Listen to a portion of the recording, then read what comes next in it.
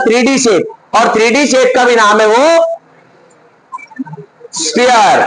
Sphere मतलब ball like structure, ठीक है।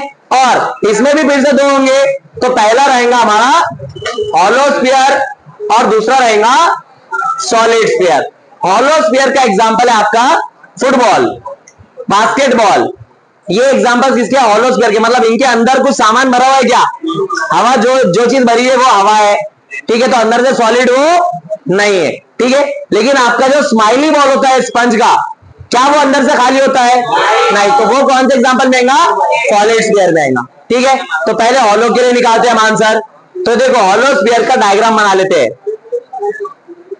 तो ये है आपका हॉलो स्फीयर का डायग्राम, ठीक है। अब ये स्फीयर में भी हमको वही चीज करना है। क्या करना है? इसके फिर से छोटे छोटे हिस्से कट करना है और फिर उससे आंसर निकालना है, ठीक है। अब इसका छोटा सा हिस्सा कैसे कट होगा? तो आप इसको किधर भी, कौन से भी एक्सिस में कट कर सकते। आप इसको ऐसे कट कर सकते, ये देखो इधर मैं कट करके बताता हूं। इसमें आप इसमें ऐसे कट कर सकते, एक छोटा सा हिस्सा, ठीक है। आप इसमें ऐसे कट कर सकते, आप इसमें कौन से भी एक्सिस में कट कर सकते। तो जब आप इसको कट करेंगे तो आपको क्या मिलेगा? ये अगर आपने इससे कट किए, ये पूरा स्फीयर था, तो आपको एक ऐसी स्ट्रिप मिलेंगी। वो कौन से शेप की होंगी? वो रिंग शेप की होंगी, ठीक है। एक स्फीयर में से अगर आप ऐसे दो कट मारते तो आपको जो चीज मिलेगा वो क्या रहेगा? रिंग रहेगा एक, ठीक है। तो वो छोटा सा रिंग है, तो उसका मास भी छोटा सा, कितना? dm, और कुछ ना कुछ रेडियस रहेगा उसका r। तो इसमें हम जनरल फॉर्मूला लिखेंगे, I is equal to, general formula रहेगा I is equal to integration dm into R square. यहां तक क्लियर है? अब इसमें मैं सेंटर से एक्सिस बनाना है मेरे को। तो अब ये देखो, इसमें खास बात है कि ये जो स्फीयर है, इसमें आप कौन सी भी एक्सिस में लो वो सेम ही दिखने वाला है। क्योंकि अगर आप एक बॉल के अंदर से एक पेन ऐसे मान लो एक्सिस बना रहे, तो ये एक्सिस ऐसे बनाओ आप, ये एक्सिस ऐसे बनाओ, या ये एक्सिस हॉरिजॉन्टल बनाओ, या ये एक्सिस आप जेड एक्सिस में बनाओ ऐसे। तो वो बाहर से हम देखें तो सेम ही दिखने वाला है, इसमें कोई डिफरेंस नहीं दिखेगा। इसका क्या मतलब है? अगर मैं मोमेंट ऑफ इनर्शिया लूं एक्स एक्सिस में, या फिर वाई एक्सिस में, या फिर जेड एक्सिस में, तो तीनों का आंसर सेम ही आने वाला है। तो हमको टोटल मोमेंट ऑफ इनर्शिया निकालना है, तो हम क्या करेंगे? तीनों का मोमेंट ऑफ इनर्शिया निकाल के उनको ऐड करेंगे। अब फिर से वही चीज कि हम पूरा तो एक साथ नहीं निकाल सकते, तो हम क्या करेंगे? छोटा छोटा करके एक एक एक्सिस का निकालते एक एक बार, ठीक है। तो जब मैं छोटा सा मोमेंट ऑफ इनर्शिया निकाल रहा हूं अलोंग एक्स एक्सिस, तो मैं उसको लिख लूंगा डी आई एक्स, ठीक है। और इसका फॉर्मूला क्या आएगा? डी आई एक्स का डीएम इंटू डिस्टेंस का स्क्वायर। अब ये डिस्टेंस को मैं अभी आर बोल रहा हूं, तो अगर मैं एक्स एक्सिस से डिस्टेंस लूंगा, ये हमने स्टडी किया था कि अगर हमारे पास 3 डायमेंशनल स्ट्रक्चर है और हमको एक एक्सिस से डिस्टेंस निकालना है, तो हम कौन से रूल से, कौन से फॉर्मूला से निकालते हैं? ये देखो यहां पे फिर से बता देता हूं मैं। तो अगर हमारे पास मान लो ऐसा 3D है, 3 डायमेंशन है, ठीक है, और हमको बोला है कि मान लो ये एक्सिस पे हमको घुमाना है ऐसे, तो यहां पर मेरे को ऐसे कुछ डिस्टेंस बनाना पड़ेगा। ये ऐसा कुछ डिस्टेंस, मान लो पॉइंट यहां है, ठीक है। तो इसका डिस्टेंस मैं ऐसे और ऐसे निकालूंगा कि ये डिस्टेंस कैसा है इधर से, और मेरे को बोला है कि ये डिस्टेंस ओरिजिन से निकालो, तो ओरिजिन से ये डिस्टेंस कुछ ऐसा बनेगा। अब ये डिस्टेंस आपका कौन से एक्सिस में है? जेड एक्सिस में है, तो यहां पे मैं इसको जेड बोल देता हूं, और ये कौन से एक्सिस में है? एक्स। तो क्या हम ये डिस्टेंस निकाल सकते हैं? कैसे? Pythagoras theorem. तो ये डिस्टेंस का आंसर क्या आएगा? Under root X square plus Z square. जब हमने वाई एक्सिस में इसको रोटेट किया तो आंसर आया under root X square plus Z square. मतलब जो एक्सिस में रोटेट कर रहे हैं, जो एक्सिस फिक्स रखिए, उसके अलावा दोनों को अंडर रूट में करके स्क्वायर कर देना है। तो अभी हम एक्स एक्सिस को रख रहे हैं, तो इसका आंसर क्या आएगा? Under root Y square plus Z square. लेकिन इसका भी स्क्वायर, तो यहां पे क्या कर देंगे? तो यहां पे आंसर क्या आएगा? Y square plus Z square. Root और स्क्वायर कैंसिल हो गया, ये क्या आ गया? D I X. अब सेम तरीके से ये बताओ मेरे को डी आई वाई क्या आएगा? DM into X square plus Z square, और डी आई जेड कितना आएगा, DM into Y square plus Z square. क्या यहां तक क्लियर है? अच्छा, एक्स स्क्वायर आना चाहिए यहां पे, ठीक है। तो यहां पे आ जाएगा X square plus Y square, तो यहां पे आ जाएगा X square plus Y square. क्या ये क्लियर है? अब हमको पहले तो ये डी आई एक्स है, मतलब एक्स एक्सिस में छोटा सा मोमेंट ऑफ इनर्शिया, तो पहले मैं एक्स एक्सिस में पूरा मोमेंट ऑफ इनर्शिया निकाल लूंगा।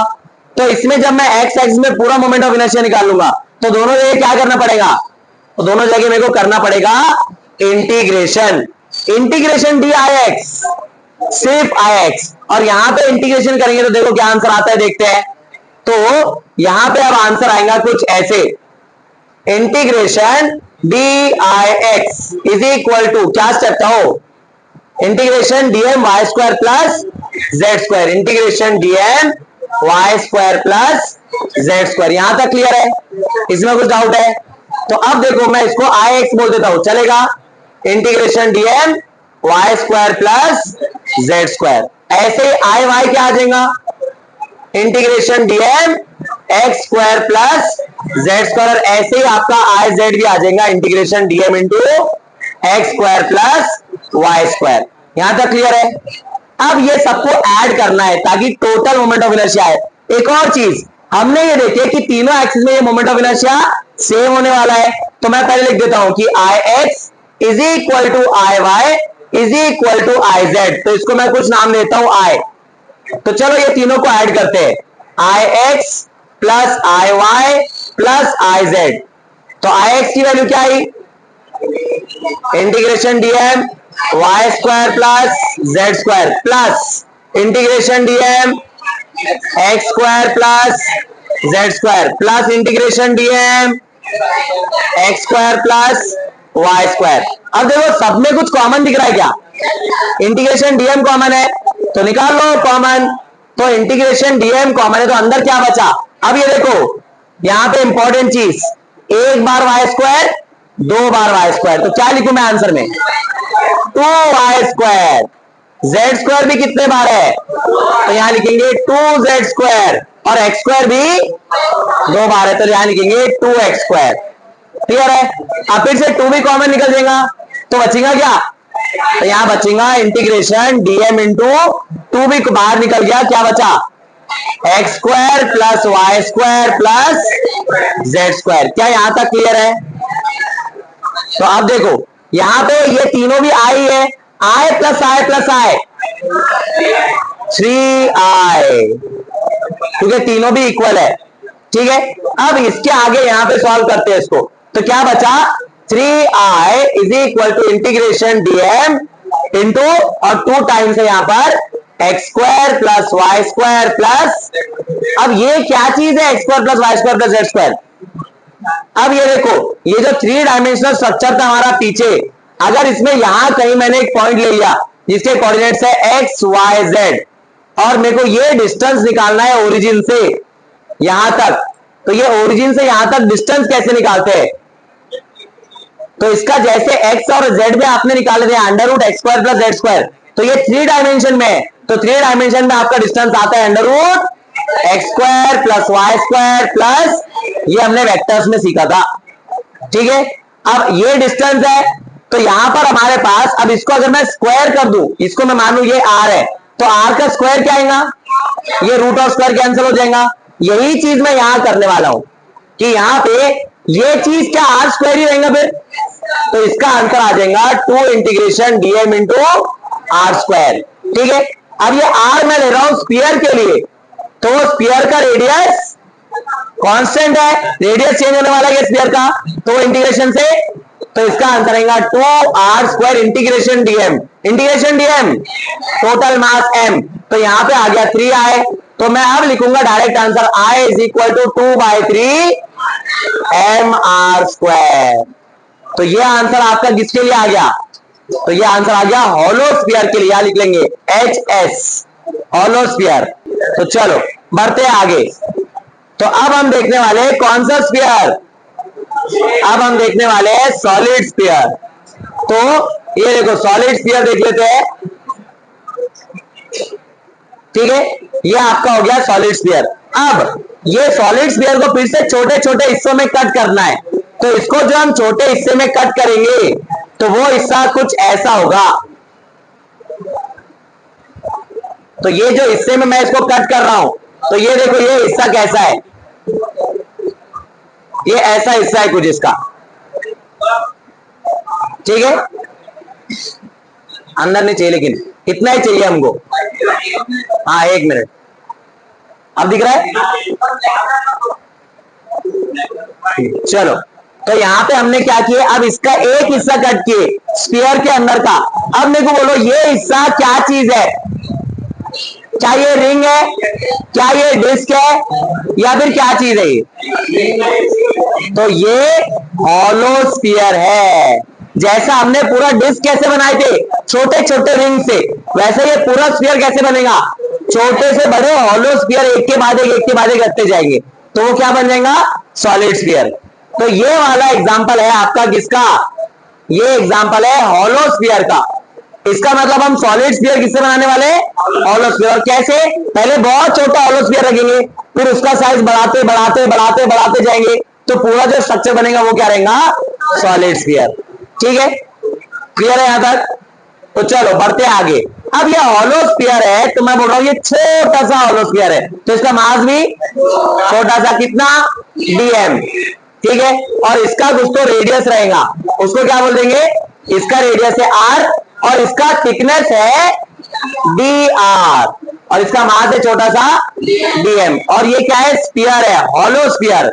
हॉलो स्फीयर का हम लेंथ निकाल सकते, एरिया निकाल सकते या वॉल्यूम निकाल सकते।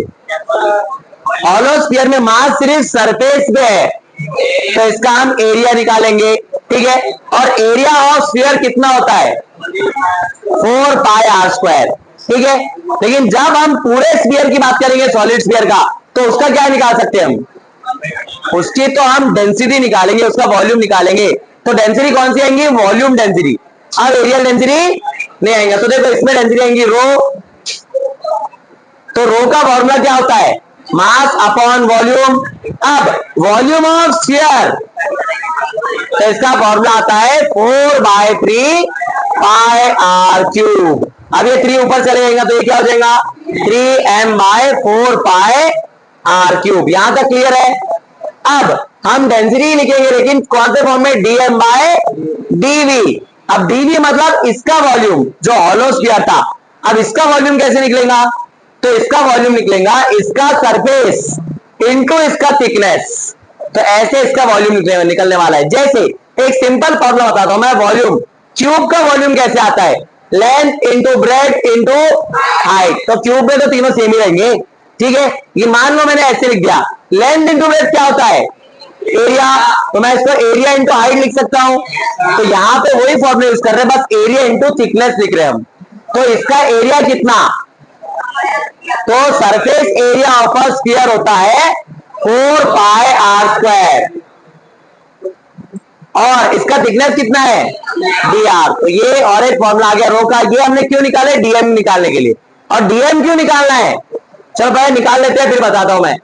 रो into 4 pi R square dr, ये सब हमने क्यों किया, क्योंकि इसका फॉर्मूला हमको यहां लगने वाला है, I = इंटीग्रेशन। अब ये जो हमने बनाए सॉलिड स्फीयर, कौन से शेप से बनाए, हॉलो स्फीयर से। तो यहां पे फॉर्मूला लगेगा हॉलो स्फीयर का। हॉलो स्फीयर का फॉर्मूला क्या है, 2/3, अभी अभी निकाले हमने, क्या आया था, 2/3 mr स्क्वायर। तो यहां पे मैंने छोटा सा मास लिया था, तो क्या लिखूं, dm, और इसका रेडियस है स्मॉल r का स्क्वायर। अब ये dm निकालना, इसलिए ये सब किया था। और ये dm में ये रो चाहिए, इसलिए ये रो अलग से निकाला था हमने। और ऐसे ही हमारे एग्जांपल में करते आ रहे हैं, ठीक है। तो अब देखो आंसर क्या है, इसका लिमिट्स बताओ, लिमिट्स कहां से कहां तक, 0 से r तक। मतलब ये यहां से शुरू होगा और बढ़ते बढ़ते बढ़ते बढ़ते पूरा स्फीयर तक आ जाएगा, ठीक है। तो अब देखो इसमें आंसर, dm के जगह इंटीग्रेशन 0 to r 2/3, dm के जगह rho into 4 pi R square dr, और ये R square as it is, clear. अब रो के जगह क्या लिखेंगे हम, तो यहां पे लिख लेता हूं मैं रो की जगह is equal to integration 0 to r 2/3 rho की जगह 3m/4 पाई r क्यूब। ठीक है, और यहां क्या बचा है 4 pi r square r raise to 4 dr इतना बचा हुआ है। अब integration with respect to dr लेना है, तो r की फैमिली का कौन है, स्मॉल r के फैमिली का सिर्फ ये है, तो बाकी पूरे टर्म्स बाहर हो जाएंगे। तो बाहर कैसे हो जाएंगे वो भी लिख लेते हैं। तो नेक्स्ट स्लाइड पे आ जाते हो, लिख लेते हैं उसको। तो यहाँ क्या क्या टर्म्स है बोलना है, चलो कैंसिल भी कर लेते हैं। तो कैंसिल क्या क्या होगा, ये 3 कैंसिल हो गया, और ये पाई भी कैंसिल हो गया, और 4 भी कैंसिल हो गया। और कुछ कैंसिल हो रहा है क्या, ये कैपिटल आर और ये स्मॉल आर है, कैंसिल नहीं होगा, ध्यान में रखना है। ये आर है जो छोटे से बड़ा होने वाला है, पूरे हमको कलेक्ट करना है इसको, और ये कैपिटल आर क्या है, पूरा स्फीयर का रेडियस है। ठीक है, तो ये कैंसिल नहीं होंगे। तो क्या बचा देखो 2m/r³। तो नेक्स्ट स्लाइड पे लिख लेंगे, आई का आंसर आने वाला है 2m/r³। ठीक है, तो इंटीग्रेशन के अंदर 0 to r raise to 4 dr। अब बताओ इसका integration r raise to 5/5 within the limits 0 to r। अब इसका आंसर बताओ r रेज टू 5/5। अब यहाँ पे r³ और ये 3r कट गए तो बचे 2r, तो इसका आंसर आएगा 2mr²/5। तो ये आंसर कौन से स्फीयर का आया, ये आंसर आया आपके सॉलिड स्फीयर का। क्लियर है यहां तक, तो ये था moment of inertia of solid sphere. अब मेरे को ये बताओ सॉलिड स्फीयर का मोमेंट ऑफ इनर्शिया और हॉलो स्फीयर का moment of inertia, hollow sphere और सॉलिड स्फीयर किसका ज्यादा है किसका कम है। हॉलो स्फीयर का कितना था 2/3mr², और इसका कितना है 2/5mr²। कौन ज्यादा है, ये ज्यादा है, क्योंकि डिनोमिनेटर छोटा है तो आंसर बड़ा रहेगा, तो हम ऐसे साइन लिखेंगे। ये भी क्वेश्चन आता है, ठीक है, क्लियर है यहां तक। तो चलो बढ़ते हैं यहां से आगे। अब इसमें भी वैसे ही आ सकता है, कैसे कि ना ये हॉलो है ना ये सॉलिड है, मतलब इसमें से हमने एक जो बॉल था आपका स्माइली बॉल, उसमें से क्या किए आइसक्रीम स्कूप जैसा होता है वैसा अंदर डाल के उसका एक छोटा सा बॉल बाहर निकाल दी, तो जो स्ट्रक्चर बचा उसका हमको मोमेंट ऑफ इनर्शिया निकालना है। तो सेम वही चीज करना पड़ेगा जैसे उसमें किए, क्या किए थे उसमें। अब वॉल्यूम में क्या चेंज आएगा, पूरे वॉल्यूम में से जो अंदर का छोटा सा बॉल निकाले उसका वॉल्यूम माइनस करना पड़ेगा। तो फिर से आप क्या लिखेंगे r1 टू r2, तो वैसे ही करके पूरा डिराइव करना है तो वो पार्ट मैं आपको होमवर्क के लिए दे रहा हूं। कौन सा पार्ट, r1 टू r2 वाला, लेकिन किसमें, स्फीयर के केस में। क्लियर है, तो वो सॉलिड ही रहेगा लेकिन बीच में से खाली रहेगा, ठीक है। तो ये चीज आपको होमवर्क में ट्राई करना है, ठीक है। तो ये हमारा स्फीयर में भी दोनों भी हो गए, कौन से, हॉलो और सॉलिड। अब इसका लास्ट स्ट्रक्चर बचा हुआ है जो है कोन। अच्छा डायग्राम देता हूं, डायग्राम दे दो, चलो ये देखो डायग्राम। अब ये डायग्राम वैसे ही बनने वाला है सर्कल के जैसे ही।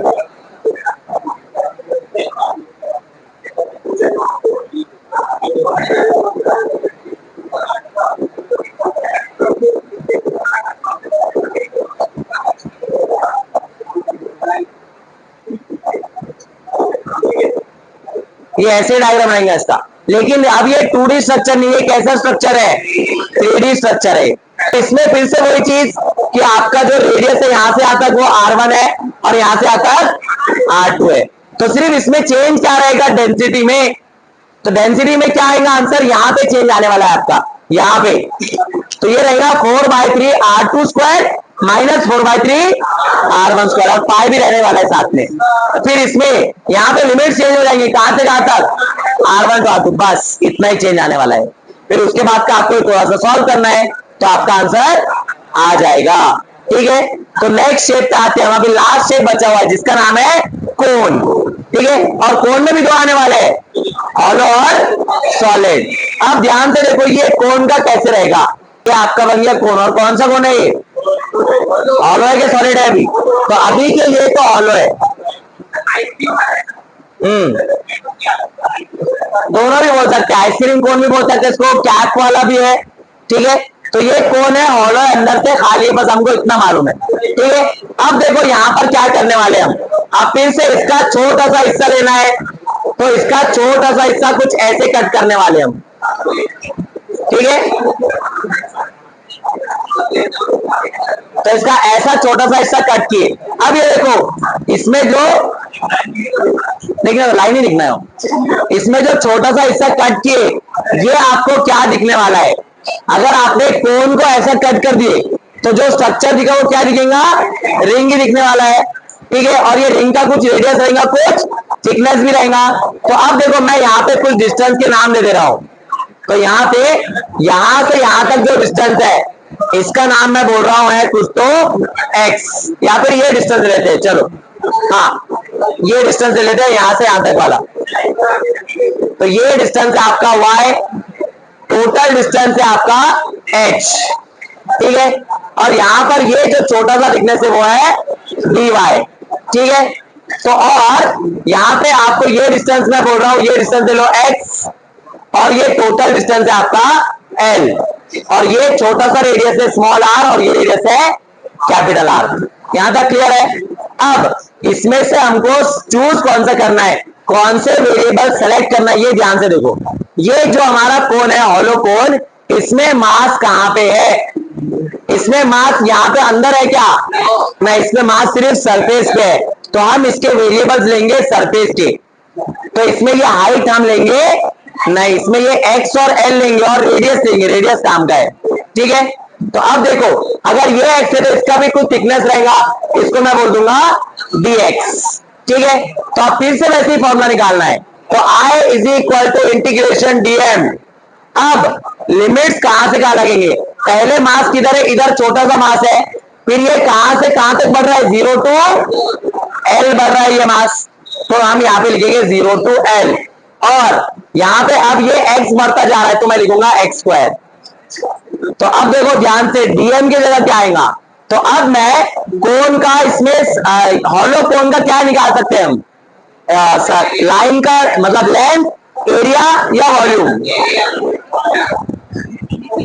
रिपीट करूं, ये देखो हॉलो कोन है, हॉलो कोन में मास का है सिर्फ सरफेस पे, अंदर है क्या, अंदर से खाली हुआ, अंदर से खाली है इसलिए हम हाइट नहीं ले रहे, हाइट मतलब अंदर भरा हुआ है, लेकिन अंदर भरा हुआ है क्या, इसलिए मैं हाइट को मिटा देता हूं, अभी ये y वाले पार्ट को और h वाले पार्ट को मिटा देता हूं, अभी ये काम में नहीं आने वाला है, ठीक है। तो काम में आने वाला कौन है, तो ये रेडियस काम में आने वाला है, और जहां पे मास है वो चीज काम में आने वाली है। तो मास इस एक्सिस पे है, तो ये हमने x और ये लेंथ l ले लिया, और ये x के लिमिट कहां से कहां तक होंगे, यहां से लेके यहां तक, मतलब 0 टू l, वो यहां लिख दिया हमने। किसके लिमिट से, ये x के, तो यहाँ पे x स्क्वायर आया, और इसमें फिर से रिंग मिलने वाला है, तो रिंग में मोमेंट ऑफ इनर्शिया आता है mr स्क्वायर, तो यहाँ पे वैसे ही लिख लिया हमने, ठीक है। तो अब देखो ये dm का आंसर कैसे आएगा, तो अब इसका मैं निकाल सकता हूं एरिया। अब इसका एरिया बताओ क्या आने वाला है, इसका एरिया क्या आएगा, इसका एरिया आता है पाई आर एल, ये आपको ध्यान में रखना है, कोन का सरफेस एरिया कितना आता है, पाई आर एल। अब यहीं पे इसको फिर से क्या लिखना है, D M by D A. अब डी ए कितना, इसका एरिया बताओ। अब ये एक रिंग बन गया फिर से, तो ये जो रिंग बना, ये रिंग का सरफेस एरिया, अब रिंग का कितना एरिया रहता है, 2 पाई, या एरिया नहीं उसका लेंथ निकालना पड़ेगा, और 2 पाई आर इंटू थिकनेस कितना, डी वाई, तो इसका आंसर आएगा 2 pi R into D Y. यहां तक क्लियर है। अब ये वैल्यू यहां पे दो, डीएम आपको आंसर मिल जाएगा डीएम का, तो DM is equal to sigma into 2 pi R into D Y. यहां तक क्लियर है। यार डी वाई की जगह हमने क्या लिखा है यहाँ पे, ये डी वाई की जगह मैंने यहाँ पे क्या लिखा है, dx, तो मैं यहाँ पे लिख लेता हूं dx, ठीक है। अब ये वैल्यू उठा के यहां रख दो, तो क्या आंसर आएगा, i is equal to integration 0 to l, dm की जगह sigma into 2 pi R dx और x स्क्वायर। तो क्या बचा, x के फैमिली के अंदर रहेंगे, बाकी के बाहर। लेकिन अब देखो यहाँ पे, अच्छा ये 2 पाई क्या होना चाहिए यहाँ पे, हाँ आर बराबर है। चलो हाँ एक और चीज, ये जो मैंने लिखा तो मैंने यहां पर बोला था ये किसका फॉर्मूला है, रिंग का। रिंग के मोमेंट ऑफ इनर्शिया का फॉर्मूला क्या है, एम आर स्क्वायर। तो यहां पे भी क्या आएगा, आर स्क्वायर आने वाला है यहां पे भी, R square into R, R cube. तो यहां पे बचेगा 0 टू एल सिग्मा की value M by pi R L, और यहां पे बचा हुआ है 2 pi R into R square R cube DX. ठीक है, अब हमको इंटीग्रेशन करना है विद रिस्पेक्ट टू एक्स, लेकिन एक्स तो कहीं दिख नहीं रहा है, तो यहाँ पे एक्स बनाना पड़ेगा। कैसे बनाएंगे, जैसे हमने ट्राइंगल में बनाया था, सिमिलैरिटी ऑफ ट्राइंगल्स, तो यहाँ पे भी वैसे ही इक्वेशन बनेगा। अब कैसे इक्वेशन बनेगा देखो, X upon L is equal to small R upon capital R. तो यहाँ पे इक्वेशन बनेगा X upon L is equal to small R upon, हमको चाहिए स्मॉल आर की इक्वेशन, आर को इधर भेज दो, हो गया आंसर। तो यहां से बनेगा small R is equal to R into X by L. तो यहां पे हमको आर क्यूब चाहिए, तो आर क्यूब कितना आएगा, capital R cube X cube upon L cube. तो ये पुट कर दो यहाँ पे। ठीक है, तो देखो आप कैसे लिखेंगे, I is equal to integration 0 to L M by pi R L into 2 pi R cube कितना आया, capital R cube X cube upon L cube. ठीक है, और यहां पर dx। अब इंटीग्रेशन किसके रिस्पेक्ट में करना है, एक्स के रिस्पेक्ट में, तो एक्स की फैमिली का सिर्फ यही है, बाकी सब, और बाहर निकालने से पहले कैंसिल भी कर लेते हैं। तो ये पाई पाई गया, आर क्यूब में का एक आर गया, मतलब बचे कितने, 2 आर और एक आर गया। ठीक है, नीचे L into L cube L raise to 4। तो जो बचा वो नेक्स्ट स्लाइड पे लिख लेते हैं हम। तो क्या बचा, यहां पे बचा 2m R square upon L cube.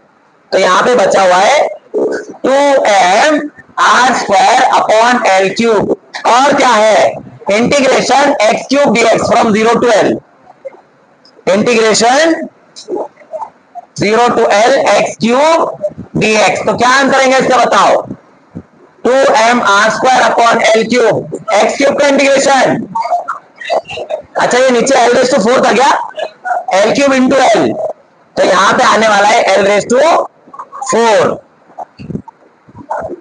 और इसका इंटीग्रेशन आएगा X raise to 4 by 4 within the limits 0 to L. तो क्या आंसर आएगा, 2m R square upon L raise to 4, limits लगा दो, L raise to 4 by 4, L raise to 4 L raise to 4, 2 1 जा 2 2 जा, क्या आंसर आया,